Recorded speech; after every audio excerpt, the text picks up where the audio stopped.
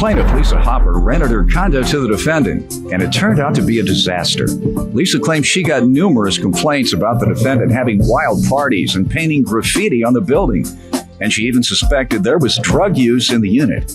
The defendant was eventually kicked out, and Lisa's suing him today for unpaid rent and property damage.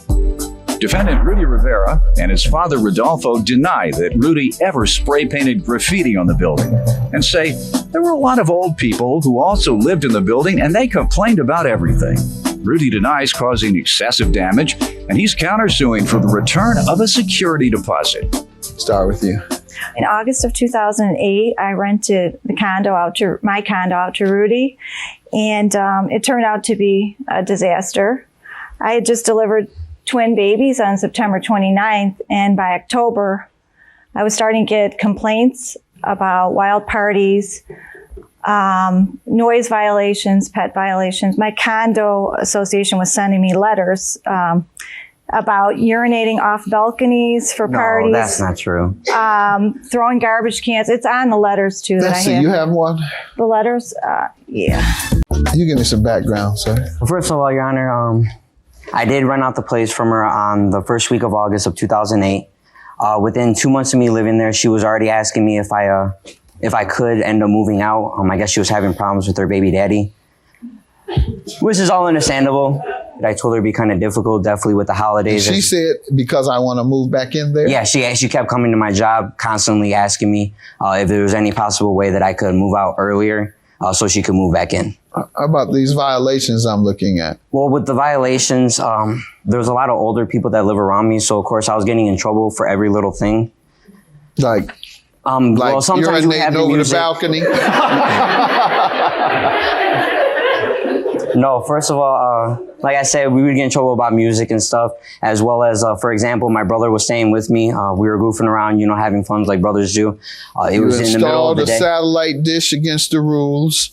I'm looking at several noise violations. It looks like it's just a loose estimate of about 10.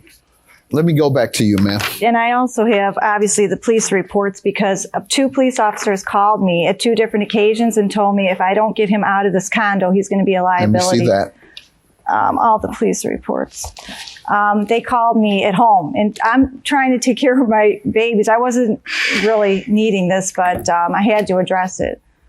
And basically, the neighbors they wouldn't give statements, my immediate neighbors, because they said there was like a BB gun incident and graffiti and scratches on their cars. They didn't want to have retaliation. Any response to what she said thus far?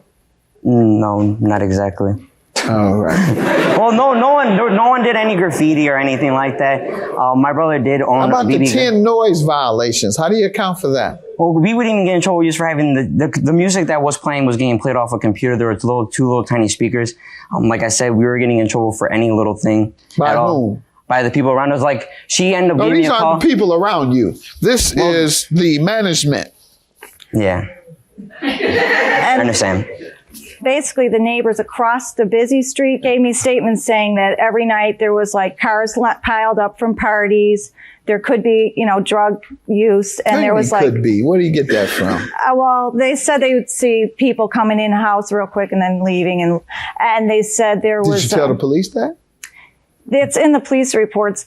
One neighbor was talking about that. Did they investigate any drug sales? Because you're alleging drug sales. When you come in and out quickly, that means they're selling drugs. Right. That's a big difference in use of drugs. No one was selling any drugs at my house. Let's get to the rent and how he owes you for that, and property damage and violation fees. The unpaid rent was for March and April because the lease went up.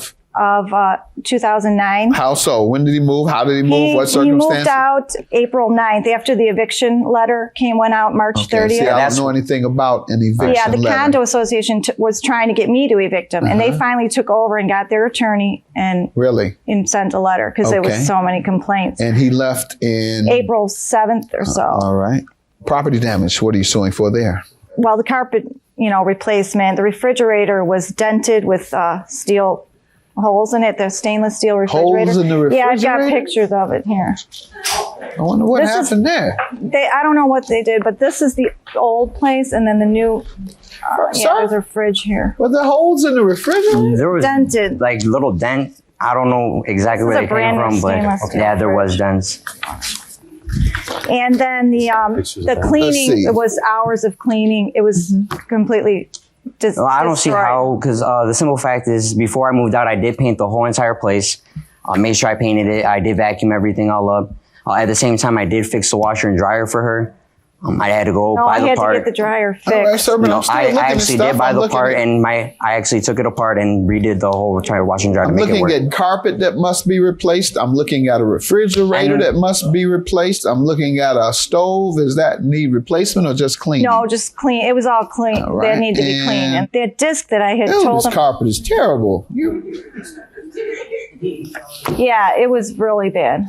Oh, what do you have to say? Oh, yeah, those are all the stairs going up into my condo. It was basically brand new. Looks like cigarette butts and everything. There was holes, cigarette holes.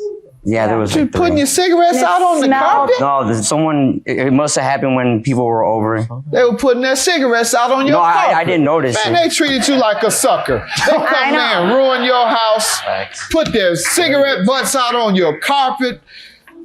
Yeah, I didn't notice that until after. Punch your refrigerator. They just took you for a total sucker. Right. Yeah.